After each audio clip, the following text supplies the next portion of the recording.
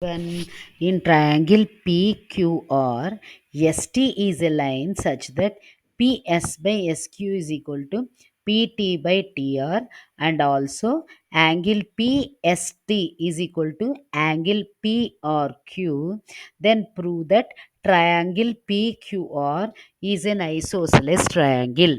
Okay, so in the given triangle PQR, it is given that PS by SQ is equal to PT by TR. Okay, so ఇక్కడ మనం ఒకసారి basic proportionality థీరంని గుర్తు చేసుకుంటే, ఒక ట్రయాంగిల్లో ఒక line ఒక సైడ్కి ప్యారలల్గా ఉన్నప్పుడు ఆ లైన్ మిగిలిన రెండు సైడ్స్ని కూడా ఈక్వల్ ప్రపోర్షనేట్స్లో కట్ చేస్తుంది. ఓకే, ఇప్పుడు దాని కన్వర్స్ తీసుకున్నాం అనుకోండి, రెండు సైడ్స్ కనుక ఒక లైన్ చేత ఈక్వల్ ప్రపోర్షనేట్స్లో కట్ చేయబడుతున్నాయంటే అది థర్డ్ సైడ్కి ఆటోమేటిక్గా ప్యారలల్గా ఉంటుంది అని అర్థం అనమాట.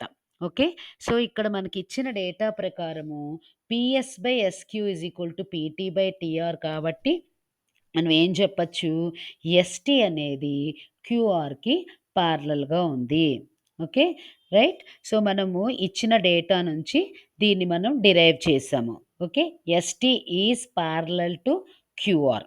రైట్, నౌ మనం ఎస్టీ క్యూఆర్కి ప్యారలల్గా ఉంది అని ప్రూవ్ చేసాం కాబట్టి మనం ఏం రాసుకోవచ్చు, angle PST is equal to angle PQR. Angle PST అంటే ఇది, యాంగిల్ పిక్యూఆర్ అంటే ఇది. ఈ రెండు కూడా ఈక్వల్.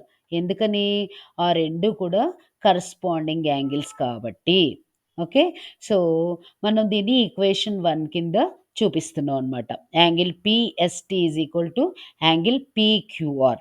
కానీ డేటాలో ఇచ్చిన దాని ప్రకారం మనకేం తెలుసు, యాంగిల్ పిఎస్టీ అనేది యాంగిల్ పిఆర్క్యూకి ఈక్వల్. ఇది ఇచ్చిన డేటా ప్రకారం. ఓకే, సో మనము దాన్ని ఈక్వేషన్ 2 కింద పెట్టుకున్నాం అనుకోండి.